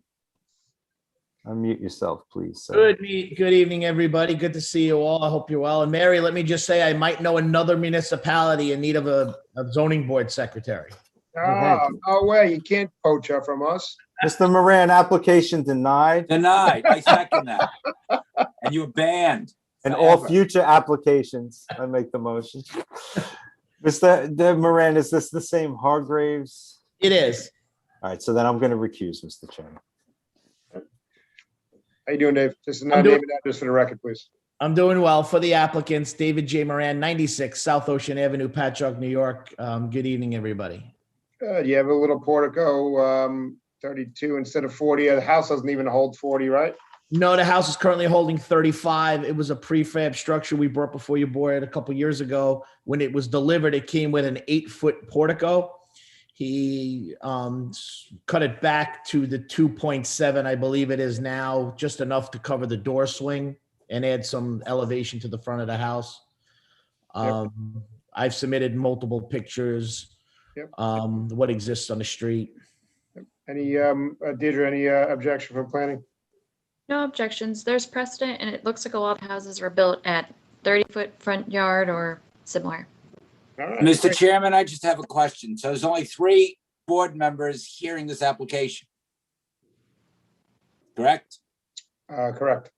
And if one should abstain or deny, the matter won't carry, correct? If you want to think about it that way, yep. I'm just thinking about that. I'm looking at Mr. Moran and I'm thinking about, but go ahead.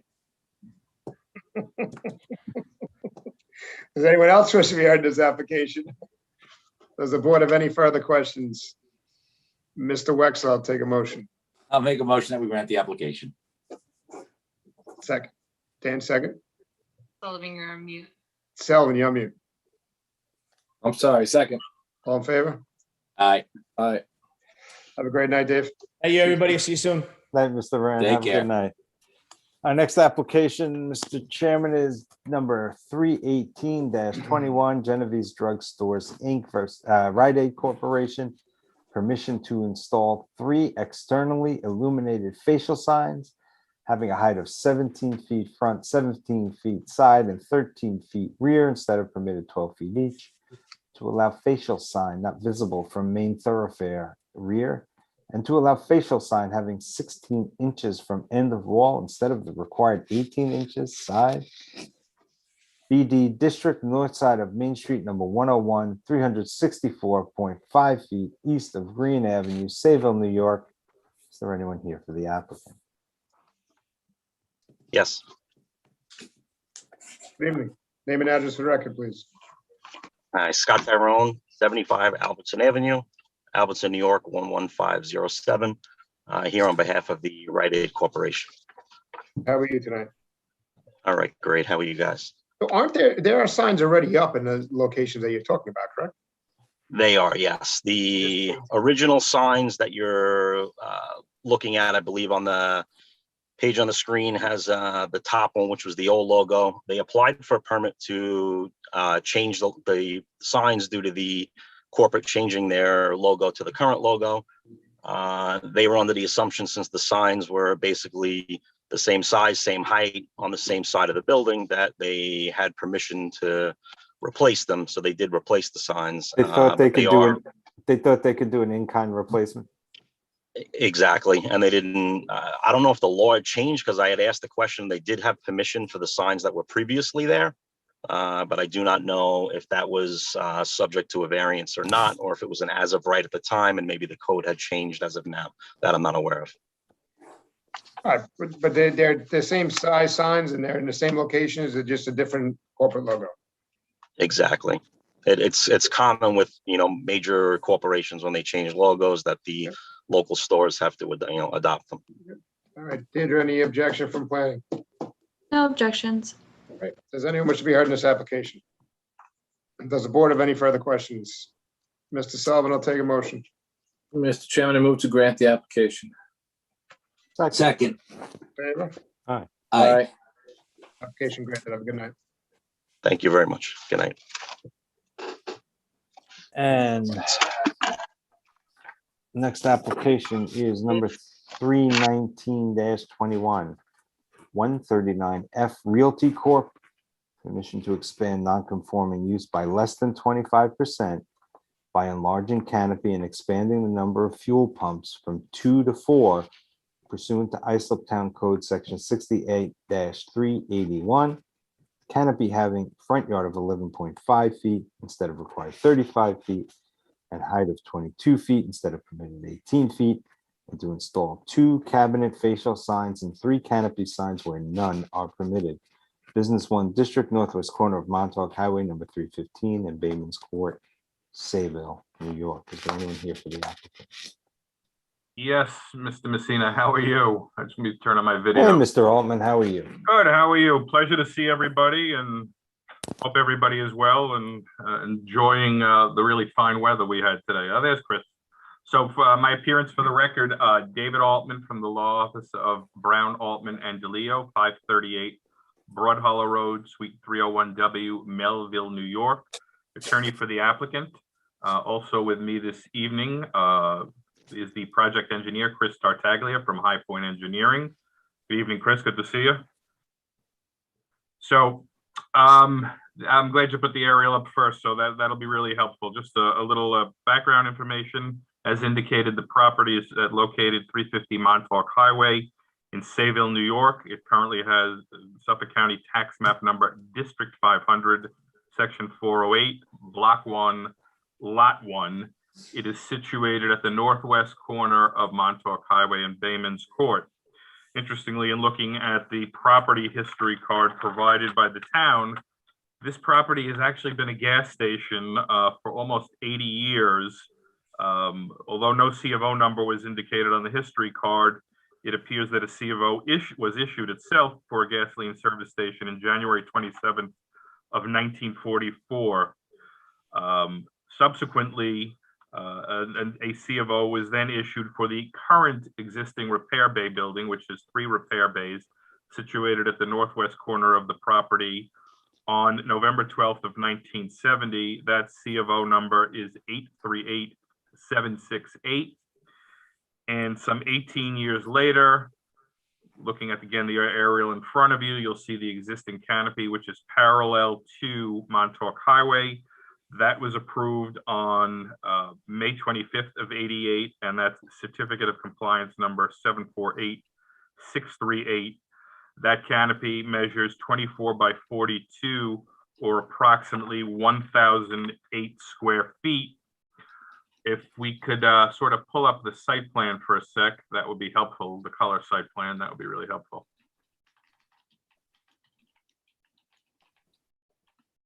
There you go. So as indicated in the call, the applicant is proposing to replace the existing canopy and the existing multi-product fuel dispensers, which are roughly center of the canopy. You can see sort of hatched blue marking under that pale pink canopy, and to install in place 4 new pump islands, providing 8 fueling positions.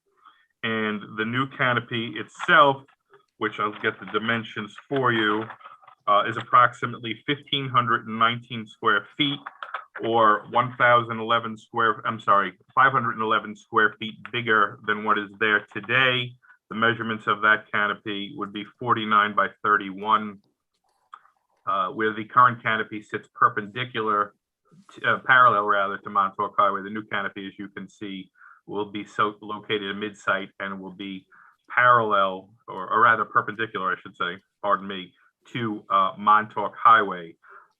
Existing curb cuts, as you see on the colorized site plan in front of you, will remain, 2 on Montauk Highway and the 1 on Bayman's Court.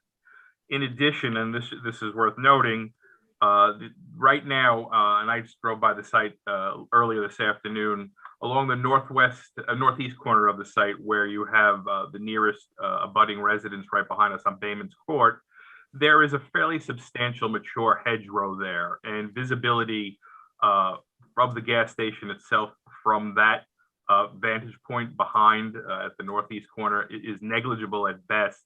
Similarly, along the east lot line, roughly the northern half of that east lot line, there is also an existing dense row of evergreen plantings there, further providing additional screening and buffering to the gas station itself. Right now, there is approximately 2,703 square feet of landscaping on site. The applicant will actually be adding landscaping to the site for a total of 4,106 square feet, or an increase of 1,403 square feet, or approximately 52%. The existing repair bays will remain in place. The applicant does propose to restripe the parking lot such that what's there today admittedly is a little bit disorganized because it's not striped at the moment, or perhaps the striping is worn out over time with weathering. And cars right now are parked along that west lot line and then moved into the repair bays.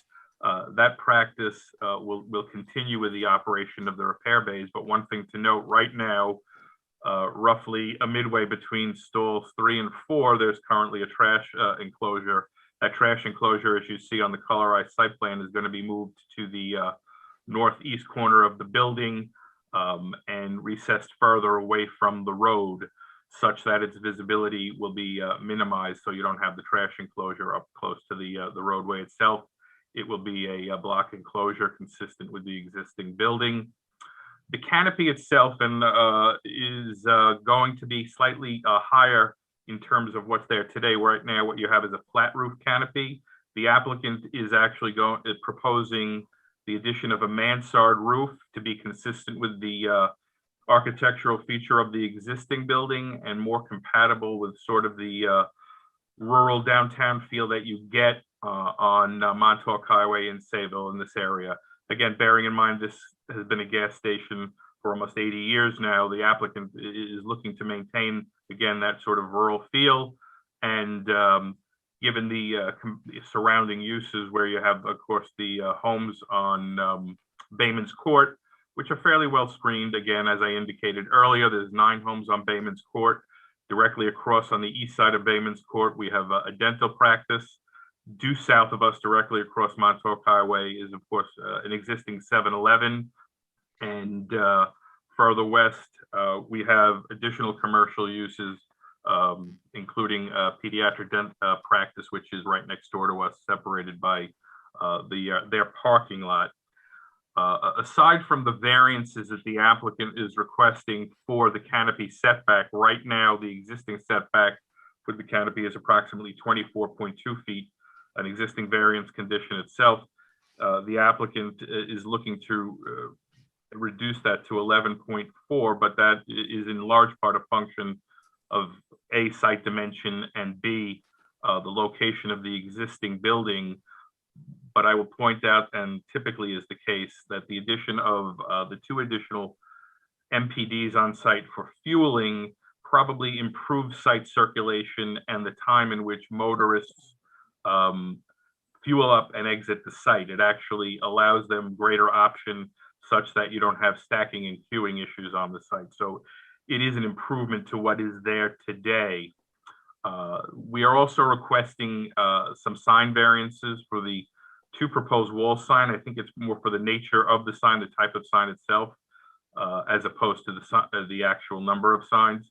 And with regard to the canopy signs, I'll note that, of course, since this is business 1 as opposed to business 3, canopy signs are technically not permitted, although I will note that there are, in fact, 2 permits for the east and west canopy signs that exist today. So in that regard, the applicant is not asking for something which is precedent setting, at least as it relates to this site. I will note that the application does call for a canopy facial sign on the south facade facing Montauk Highway. In discussing this application with the applicant prior to, we would be amenable, we would be willing to withdraw that application for that particular sign, such that the number of signs would be reduced by 1, and it's not an issue in terms of which direction it faces. That generally summarizes the application, folks. If there's any questions of myself or Mr. Tartaglia, happy to address. Mr. Altman, I appreciate your all your words here. I just have you stated that it's going to make a more downtown feel, raising this canopy and a different roof. I'm not really sure how that is. That site is tight as it is where it's at, and there's homes, as you stated, on Bayview. I think there are 9, I think, or 8 or 9 over there. I'm not sure how raising this canopy and turning it is going to make it more of a downtown feel for Sayville. I've been born and bred my whole life there. I drive past this gas station. Matter of fact, I filled up my truck today in it, and there's never a line to get in and out of there. There's never an overabundance of cars waiting to get in and out of there. I'm not really too sure the need for expanding this use, other than for your client to turn more fuel over in the future. Good question. As you noted, the existing canopy actually has probably greater visibility because it is in fact parallel and extends further eastward on the site. Whereas if you look at the proposed canopy, which is perpendicular, it sort of lines up more in line with the eastern side of the building. Now, we offered the proposed mansard roof, which is what provides the additional height here, as an architectural feature to keep it arguably compatible with the roofing on the existing building. The existing building is roughly 20 feet in height, so from a visibility perspective, the building would obscure most of the canopy from the homes on Bayman. But yes, it does provide greater visibility to motorists on Montauk Highway, such that they are aware of the BP station as they are approaching, whereas the existing canopy provides a much shorter face. So if you sat in 7-Eleven at any given moment in Zavel, you stare at this gas station. I'm not sure that argument is, I appreciate it. I'm not sure that argument is fair on that. It's not a very large lot. That gas station streams BP all over it as you drive down Montauk Highway. It's not like it's set back or tucked back at all. Just my opinion. I didn't catch the rationale for granting of the number of fuel pumps from 2 to 4. What was the rationale that you proposed, why we should do it? Chris, you know what, I'm gonna let, if you don't mind, my colleague in crime here, Mr. Tartaglia, offers a really good explanation as to the addition of the pumps, and I think he'll probably state it better than I. So I'm gonna. Okay, that's fine, but before you hand it off, Mr. Altman, have we granted this similar application before? In a 500 foot or even a little further radius? Yeah, I'm not aware of any other stations that are within a 500-foot radius of this particular site. Okay. There are other stations, yes, where the setback on the canopy has been granted. The modification or the expansion is less than the 25% provided under the code. So. No, the reason I bring that up is I remember, maybe, I don't know, somebody on the board can correct me. We had a long involved application seeking a greater number of pumps, and we denied it because we denied it and there was no precedent. Maybe somebody can refresh my recollection. Yeah, in fairness, I must confess, Mr. Wexler, I think confess. Take the fifth. I brought one of the applications which the board granted for some additional pumps in a different part of Islip completely. So I don't think it has any precedential. Deny it? No, you granted it. I don't think it has I don't think it has any precedential value here for a number of reasons. And remember, this is an expansion of non-conforming use. So, it's a little different right on its face. Okay, thank you. Chris, did you want to? Yeah, so thank you, folks. Can everybody hear me okay? Okay. Yeah. Good evening, everyone. Thanks for hearing us tonight. Chris Tartaglia from High Point Engineering. So the question is fair one. Why increase the number of pumps? There was an observation made by one of the members, I believe it was the chair, saying that he's familiar with the facility and never sees it too crowded. And fair statement. Clearly, someone who lives in the area would have that observation. But our client is not looking to invest this kind of money in this facility without indeed getting some form of a return. He does see that indeed there are times when this facility does have all of the fueling positions filled. And with that, then of course, as people drive by, which David said, there's good visibility of those pump islands. There is, if you drive by and there's just 2 cars at the outer islands on the Montauk Highway side, it's actually kind of hard to ascertain whether or not there are any open fueling positions there.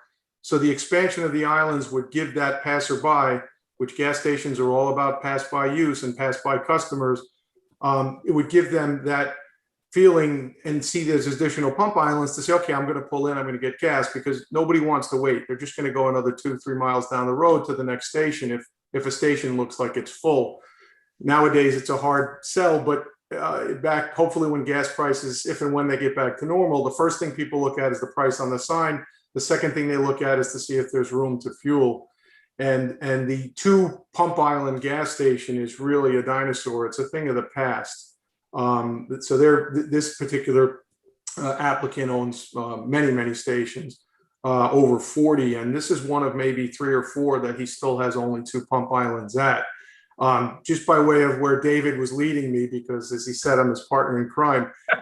So I'm going to use an analogy, and I'll just leave you with this. So when you're at the supermarket and there's the line at the register because there's only one register open, you're already there, you've already been parked, you've already gone in and done your shopping. So you're not increasing the number of cars that went into that supermarket at all by opening up another lane. What we're doing here is opening up other lanes to get those cars on and off the site faster. They're already there, they're already getting fuel. It just helps to eliminate the queue. It's not a massive increase in intensity, so we're not necessarily attracting new cars, we're just getting people off of the site faster. That's pretty much the explanation that we give. But I would also offer this. What the town and what the neighbors are getting as a result of this is, if you look at the plan on your screen, there's a tremendous amount of green space. If we can go back to the aerial photo, I think it's very telling that in conjunction with this particular application, a tremendous amount of green space is being added where there is really none now. If there's any way to zoom in on that, it's a sea of asphalt. So with one hand sort of trading off to the other, this proposal is offering the new landscaping. If the board doesn't see fit to approve it, then the site, of course, would remain as is, and there would not be any of these improvements. So yes, the applicant is asking for something, but we believe he's giving something significant in return. And Mr. Tartaglia, I appreciate that also, but this site, to get in and out of this site the way it is now, is a bear. Breaking on Montauk Highway, especially down times on the weekends or mornings when people are going to work or school days.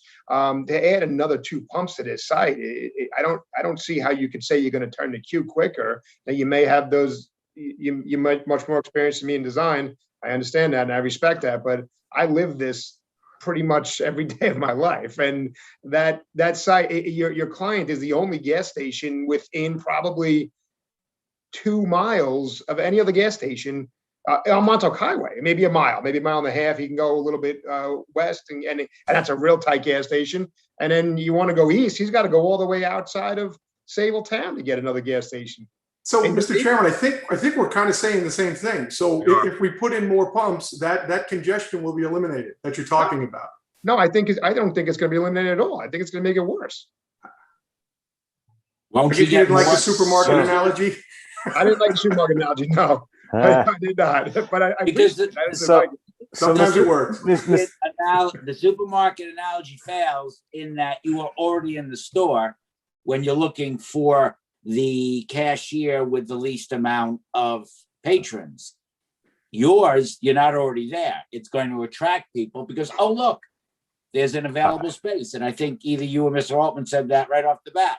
If people first look at the price and then look at the availability, if the availability is there, they'll be drawn. So that's how you're now. So go ahead, Mr. Tartaglia. Go ahead. Yeah, well, no, I think my point might have been missed. I believe that with the vehicles that are on the pump islands already, there's going to be a feel to drivers that the place is too small and they are just going to drive by. So yeah, while there might be some who see that, there might be others who say, well, I really like the price. As Mr. Lorenzo said, I know there's not another station for 2 or 5 miles. I have to pull in. Now they're queuing up at the pumps. So what the additional pumps does primarily is it alleviates the queue. That's the supermarket analogy. And again, I've done gas station work for, I hate to say it, over 30 years now. That is what we see. We don't necessarily see a lot of cars thronging to an individual site because there is competition. What we do absolutely see is those cars getting on and most importantly out faster. That's the benefit. I agree with you, but if you go down to Bayport to the I call it the old Hess gas station. It's now I can't think of Speedway, right? There's many pumps there. There's congestion there. They have better prices because they can turn more fuel. I think the whole queue argument is going to be turn more fuel, have more congestion there. And I don't think this site holds it to get in and out on Montauk Highway with another 2 pumps. I'm just giving you my personal experience of living in the area. It's a very nice gas station. I'm sure the gentleman's really nice. I just don't know how adding more pumps is going to eliminate anything other than cause more congestion getting out of Montauk Highway. Yeah. So, Mr. Tartaglia, can I talk to you about some zoning and engineering things, maybe? Yes, sir. Okay. Because I don't have the experience of the chairman, and nor am I going to speculate as to what I might think. I'm no expert. But I do see that there's a denial of your site plan application in the file from engineering from, I think, November of 2020, right? And that denial talks about you need for a parking variance, right? Mm-hmm. It shows that you still need to do some work on the drainage plan, right? And I guess most importantly for us, it shows that you're still going to need, notwithstanding all the green that you want to point out to us, a buffer relaxation for the property to the north, correct? Correct. Okay. is it fair to say that what you do with respect to certainly the parking relaxation is going to affect what you do on the site and how it lays out? I think we've got a pretty comprehensive layout and a balance of parking and Well, I'm green sure you space. do, but if the planning board says no to the parking relaxation, where does that leave you? Any no's, I think, kill the project, with all due honesty. All right, fair enough. That's a reality. Yeah.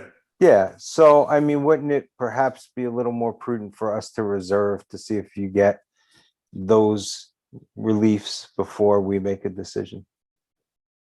I guess it sounds reasonable. Okay.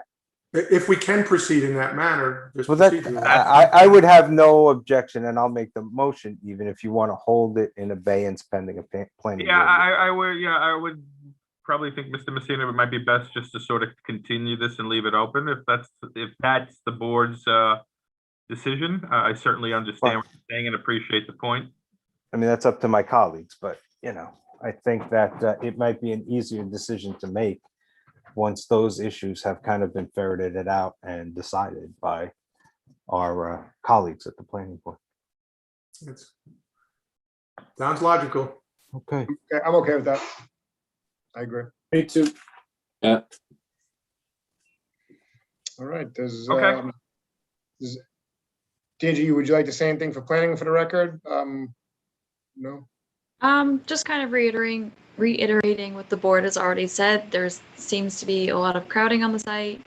After speaking with engineering and speaking with my coworkers as well in the planning department, it seems like there's still a lot of things that need to be figured out. Also, I just had a question, really quick, if I could just get clarification. On the site plan, what's in this area? That's classified. Glad you said it. That's a little, right now, I believe it's the little, I think it's a little office and maybe a tiny snack shop. Like yeah, the convenience store. Yeah, it's a little tiny convenience store. Mr. Chairman, you're impressing me, boy. Listen, I'm Not saying only it, knowledge, right, but I a see it. memory. I mean, you know. Deirdre, can you scroll to the rendering of the signage on the front of the building? Yes, because there will need to be something, another application to have a convenience market as well. I don't see. So that's right there. You had it. That's not part of the non-conforming use, the C-store?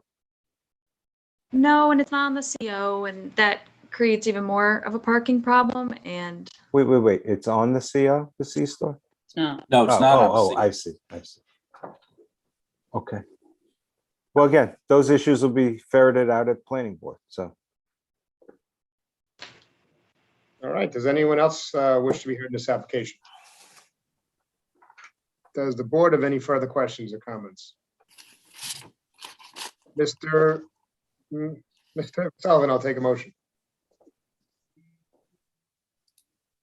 Mr. Messina, I'll take a motion. Okay, Mr. Chairman, I would move that we hold the application in abeyance pending the request of the applicant to recalendar, and of course, pending action by the planning board on the requested reliefs there.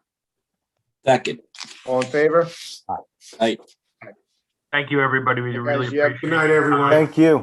Have a great night. And Mr. Tartaglia, good to see you. I just regret the fact that I didn't get to see Mr. Bittner again, one of the greatest beards of all time. I'll pass the message along, Mr. Messina. Thank you. Doing his stint with ZZ Top tonight, Mr. Messina. He might be listening. Yeah, that's true. I see his name on there. I've been hiding. I'm here. There he is. There it is. That's my hero. He's a hell of an engineer too. He's a good man.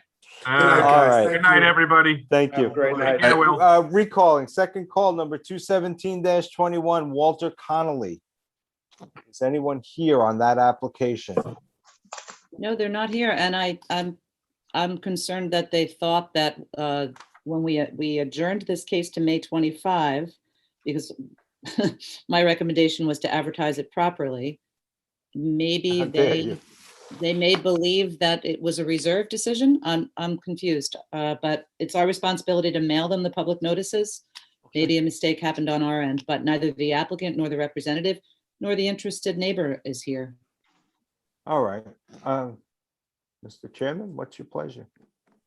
The next available hearing for them would be, the chairman's recused on this matter, but the I'm next recused. available Oh, hearing. all right. So then I'll handle it. Okay. Well- Mr. Wexler, how do you feel?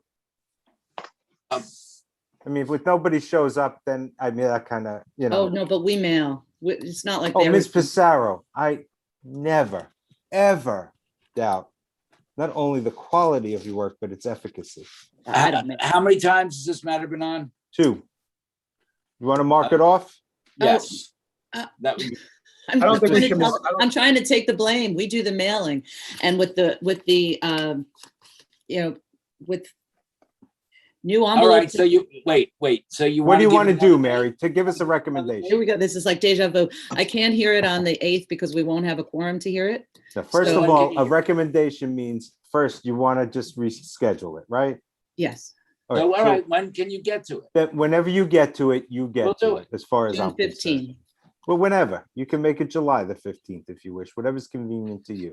It's not Okay. the Okay, sounds good. All right, Mr. Okay. Chairman, I know you're recusing on the matter, but do you agree on that general policy? I do, sir. Thank you. There you go. So it's your ship again, sir. I'm not sure. I think we have a few decisions to read in. correct? We do. We have 2 decisions to read in, and we have 6 accessory apartment renewals. So the decisions to be read in. Ooh, pardon me, I'm sorry. Sorry. The decisions to be read in are 91-21 Christina Law. In accordance with the proposed written decision dated May 25, 2021, the application is granted, provided that the structure remain open on 4 sides. On motion of, Motion. Second, All in favor? I, application number 170-21 45 Clipper LLC. In accordance with the proposed written decision dated May 25, 2021, the application is granted. On motion of, motion, Second. All in favor? I, And thank the you. the renewals, we'll just do them all at one shot and make a motion. 6 Make the accessory motion apartment renewals. for all of them, Mr. Chairman, for a period of 3 years. I'll second, All in favor? I, That's a wrap. All right. Thank you so much, Wow. Ms. Pissarro. Mary, wonderful job as always. Yeah, And Ms. Andrew, you Ryan, too. You did great. well done. Ms. McGrath, hiding in the behind the curtain. she has no speakers. And of no- course, we have the wonderful council.